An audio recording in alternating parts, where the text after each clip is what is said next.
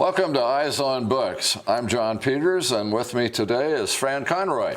Good morning. And we're going to be discussing, before we get to the author, a little bit about a book called American Daughters. And I must say, Fran, that was one enjoyable book. It really was. I didn't think I would enjoy it as much as I did. I figured, oh, it's another one about presidents' kids, and it's, you know, this and that. But when I got into it, it really stimulated my ideas of what we thought the president's daughters do. You know, you don't realize how much, especially Booker T. Washington's daughter and Teddy Roosevelt's daughter. Yeah, I found it interesting. We should probably give the listeners a little idea of what the book's about.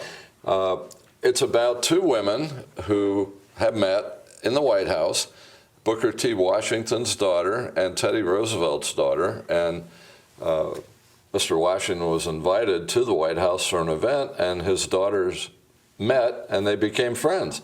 Very unlikely when you think about it. And they're from two very different backgrounds. Oh, totally. And the thing that really surprised me is that Teddy Roosevelt invited Booker T. Washington to the White House, but didn't acknowledge him. And that infuriated his daughter more than anything else. Oh, I think it would infuriate anybody in that situation. But he took it in stride. He really did. Well, I think he was a very gracious man, and he certainly had put up with a lot worse things in his life. But, I mean, he was kind of like a sphinx rising out of the ashes. I mean, he really came from nothing and became a very important person. And I think some of those genes passed on to his daughter. Oh, his daughter was a music prodigy. She was a fabulous piano player, and she taught, later on in life, she taught piano to help support her family, but she was a concert pianist. And at that time, to have a black girl achieve so much was extremely difficult.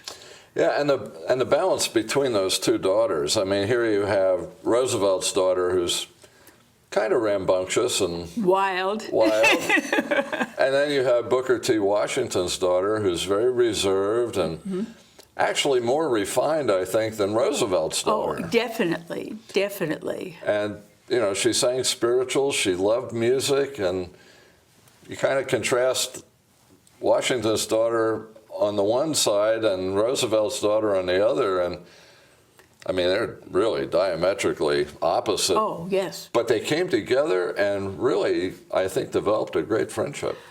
They did over the years, and in fact, till the end. I don't want to ruin the book, but they were friends to the end. Yeah. Very good friends, and went through really traumatic times.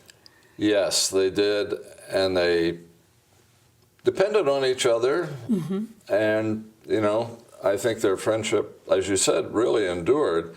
And they endured a lot, too. Oh, yes. Because you have someone from the White House who is also white, and then you have Booker T. Washington's daughter who's black, and you put that in the context of the period, and it is almost like a forced fit, but it worked very, very well. Right, right. It balanced out. It balanced out. And the weird part that I thought, you would find that the president's daughter would be more sophisticated, more educated, more inclined to be extremely reserved. And I didn't find that. She was a wild child that got away with everything, did everything, and everybody put up with it. That was a weird part. And then here you had Booker T. Washington's daughter that was like a church woman, and very conservative, very reserved, very well educated, and yet their lives had so much trauma in them. Oh, from marriages to everything, what they did. But as I was going through it, I reflected back on, okay, why is Roosevelt's daughter the way she is? And I thought for a moment, I thought, well, look at Teddy. You know, the Rough Riders and the Spanish-American War. I mean, he wasn't exactly conservative in his life either. Oh, I know. But I think the biggest thing that the theme underlying her life was the fact that her mother died in childbirth. Yes. And they gave the child Alice, the mother's name. And Roosevelt was very much in love with her, and he couldn't cope with her loss through their life, didn't give her enough love, so she wanted the attention. She wanted to do what her dad did, to be loved by her dad. Yeah, and if my memory serves me correctly, Roosevelt lost his mother and his wife on the same day. Oh, I didn't realize that. And I think he wrote in his diary basically that his life had ended at that point. Yeah. So yeah, I think you're right. You know, the daughter was seeking affection and going in various modalities to find that, and maybe one reason why her political husband and things didn't go smoothly, shall we say. Let's not talk about that. This is a PG program. Oh, we don't want to give away too much anyway. But it's a fascinating read, and I think for the reader, there's so many themes that surface that we can look at today and compare it to back then and say, you know, some of that's changed, but there's still a lot of the same thing today. Oh, yes. Yes, especially politically. Yes. Yes. Particularly politically. Right. And it was just kind of interesting or at least for me, as I went through the book, you heard a lot about Booker T. Washington, but it was more sort of an afterthought. He wasn't really a main player in the book. His daughter was the player. The daughter was really the main player, but you can't really have the daughter without dad, and you couldn't have Roosevelt's daughter without dad. I mean, they were certainly involved in the story, and the way the author wrote it, I just found it fascinating. Yes, and it was an easy read, which I like. Sometimes it gets too technical and you get lost and you can't follow the plots or you can't follow the characters and find the development of the character. You know, I've read a lot of historical books, and I'll get halfway through it and I'll go, I can't take this anymore. It's like reading a history book in school, and you can't remember all the dates and the times. But what I found the most interesting was when the daughters marched. Yes. That was something else. What people don't realize is back in the 30s, this was right in the 30s, the Negroes, as they called them, the Negroes or the black people had to be in the back of the bus, the back of a parade. They had to be off the streets at certain times. And unfortunately, in certain states, that was true all the way through the 60s. Oh, yeah. Especially like in Florida. I remember as a child stopping and seeing the police pull over people to make sure they were workers, because they were not allowed on the street after 9 o'clock, 10 o'clock. There was a curfew for them. So to see the women marching, and Roosevelt's daughter wanted Alice wanted Portia with her in the front of the line was something else. Yeah. That was a big political statement at that time. And I think that's where the importance of President Roosevelt came in, because nobody was going to tell his daughter, you can't do that. They all knew her. So I think important people then and important people now. I mean, Frank Sinatra told, I think it was the Sahara Hotel in Vegas, you know, if you're not letting all of us in, then I'm not doing the show. And you see that. So there's a lot of parallels to what's going on today. Right. But I agree with you, the author wrote this, what they classify historical fiction, Very, very well. I'm a history buff, and I really got into it, and I hated to put it down because you wanted to turn that page to find out what was happening next. And there's a lot happening in the book. There's more than what we're discussing now. And Oh, yeah, much more. It's really good. It's a really good book, and I enjoyed her writing. Yeah, she's a very good writer, and I did a little background on her, and she had her bachelor's degree from here at UCLA, so she has some roots to the area, Right. and has a master's in fine arts from the University of Pittsburgh and a PhD from the University of Georgia, and she's a professor, and she teaches writing, believe it or not.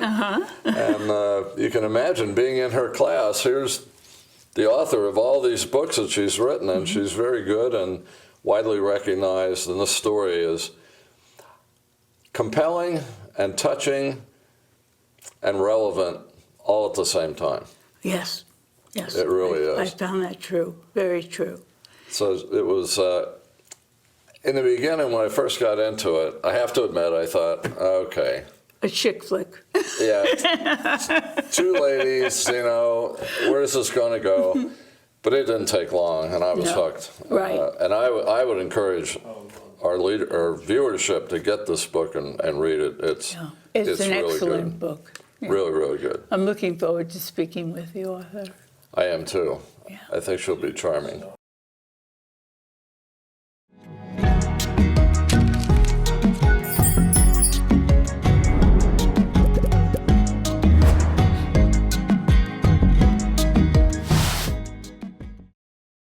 We're back with the author, Piper Hughley, to chat with her about the book, American Daughters.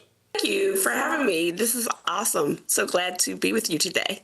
I'll tell you, you wrote a wonderful book. It was just fabulous. We both, before you joined us, we were talking a little bit about the book and how much we enjoyed it and the struggles that you were very adept at bringing out with both those ladies. So. Thank you. Thank you so much. I really appreciate those kind words.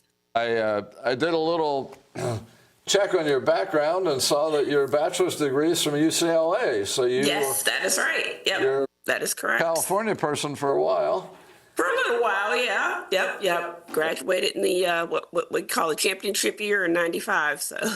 Right. And then you went to the University of Pittsburgh for an MFA and ultimately your doctorate from Georgia. So. Yes, that's correct. And you're now a professor and teaching, and I was telling Fran, I said, I'm not sure I'd like to be in her class because she's such a good writer, I couldn't get away with much. I'm very understanding for beginning writers when I have to teach them. So, your book was really good, and thank you. one of the questions I have for you is, how difficult was it for you to get the historical information and weave in the historical fiction? I mean, you did that masterfully. Yes, thank you so much. I have taken it into account that that's just what I do. I guess that's just maybe my kind of craziness. Well, part of the hard part, though, with the history part is the people I write about sometimes aren't documented very well. So you have to look at that. Like, what is it that's actually there that is fact? And then connecting those facts with the things that are probable, things that could have happened. Sometimes it involves thinking about somebody else who might have lived a similar kind of life where they have facts about them and using that to come up with what is probable. But in the case of Portia and Alice, where there's very little documented about their actual friendship, that involved some creativity on my part. And I usually hope that, yes, it's true that there are aspects of creativity in terms of things that I have to imagine, conversations, things like that, but that somebody else might be inspired ultimately one day to come along and do more of the historical digging to find more facts. it might be out there. We don't know, but that's part, I think, of what's magical about historical fiction. I call it putting butts in seats in history classes. So that's what I'm hopeful for and about. Well, you did a wonderful job. Yes, and Thank you. it was so interesting to see the way the two women were raised, and it's almost opposite of what you would expect.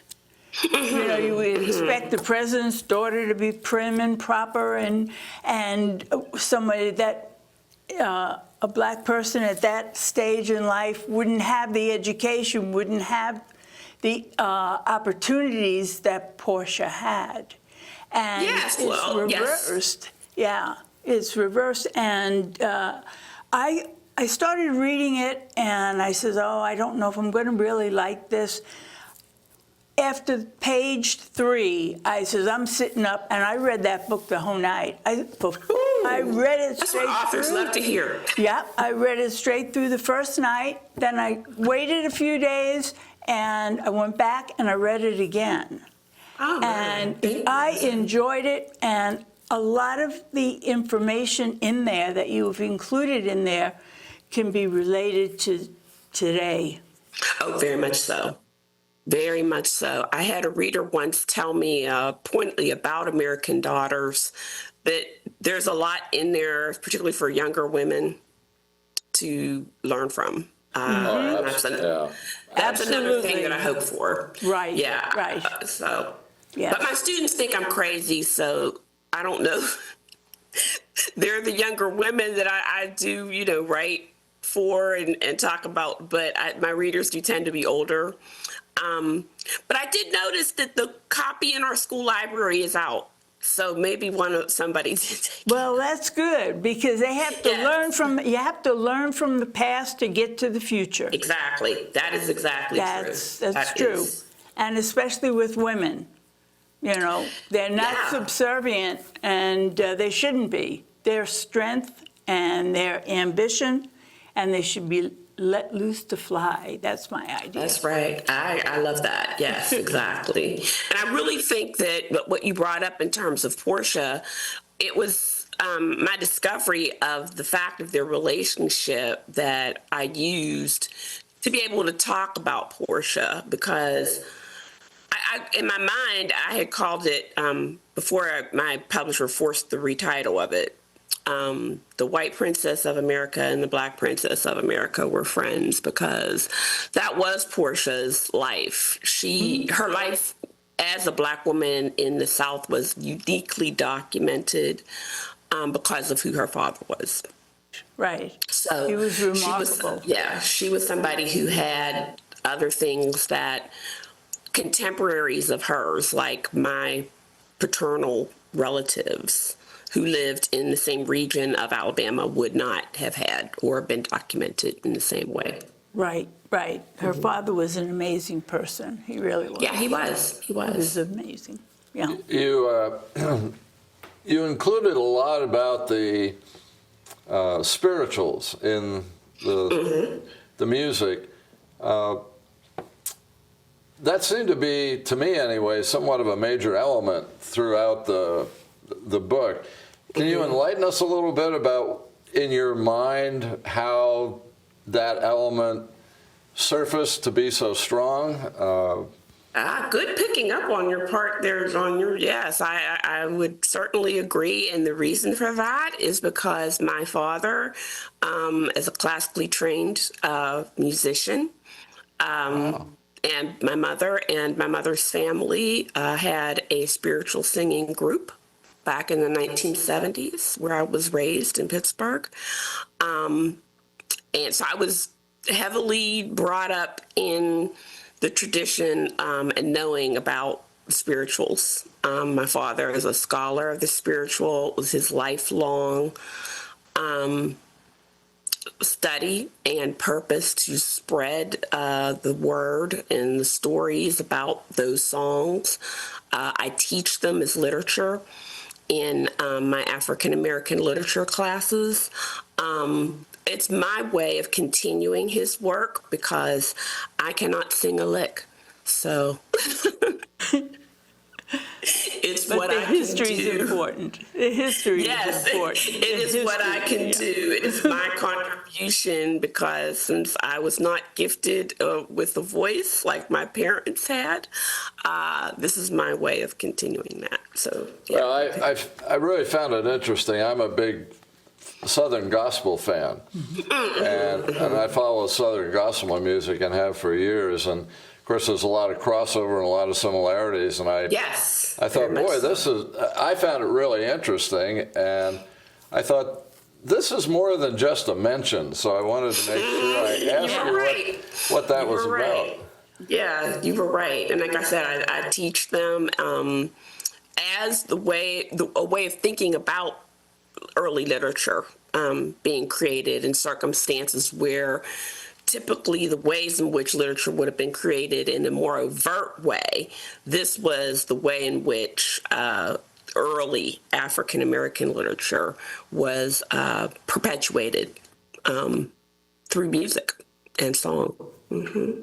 That's right. Wow, that's really neat. Yeah, it is. It is.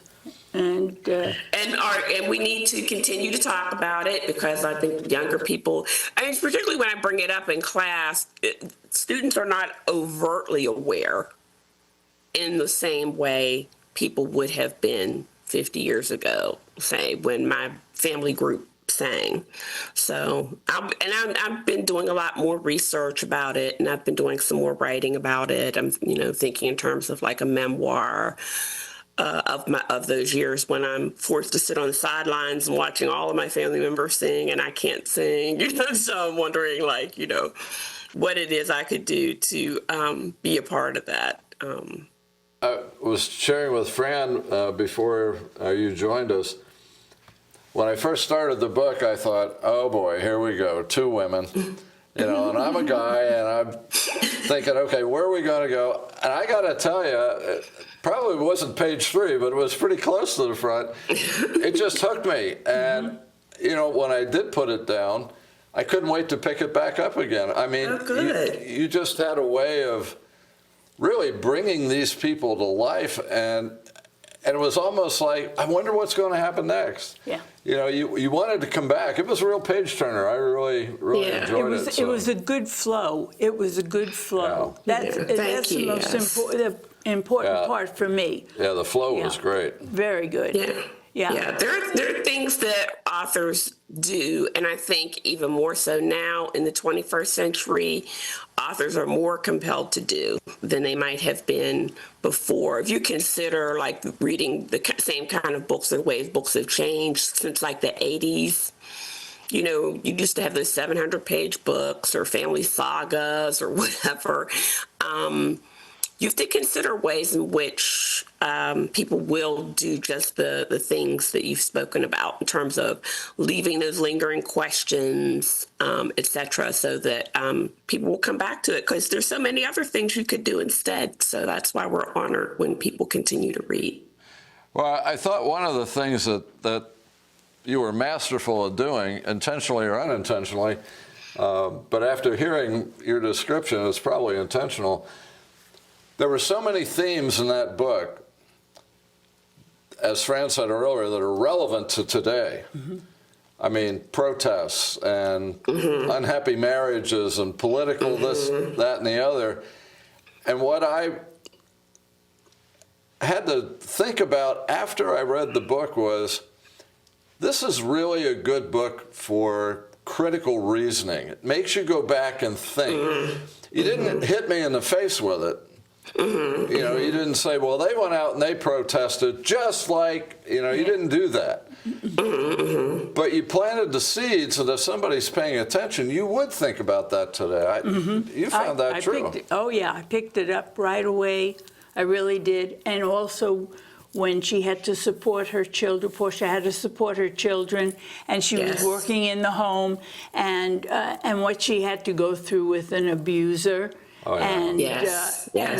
And being a church person, you don't run in at that time and get a divorce. You stick it out, for the sake of the children. And finally, that was it. I've had enough. And you could see her becoming the strong person that she always was, but was hidden. That's what I feel. Part of that strength was hidden in her, and it had to be brought out. And when they recommended that, her friends said, well, why don't you would you teach my child how to play, and I'll pay you? Then it occurred to her, well, I could give lessons. Oh, yeah. Yes. You know, and I don't have to be the way I am, you know? Yes. So it was like a coming of age for her that I feel that showed her strength, and she realized I have strength and I can do it. So I really enjoyed it. Yeah, there were so many subliminal themes in there that surfaced as you read it. Yeah. That was just wonderful. I mean, you masterfully wove that together, I think. It was great. Yes, thank you. Yeah, one of the ones where I intentionally had woven in was about a woman's purpose. The whole thing about that everybody has something that they're gifted to do, and that we have to permit, you know, for them to be able to do that thing that people are gifted to do. And that when they're not permitted to do the thing that they're gifted to do, it is sad. It's a waste. It's a waste. I think poignantly of as privileged and unique and feisty as Alice Roosevelt Longworth was, she didn't get to do what she was gifted with. Right. Especially It's in that it's time so period. funny to think of TR and his charisma and, you know, who he was as a politician, that he had all of those kids, but the one who got those gifts was his eldest daughter, Alice. And they, you know, she didn't get to use them. And I always think about, you know, what could she have done if she had been born 100 years later, you know? Right. She could be a congressperson now. And it's good to see that women have achieved that.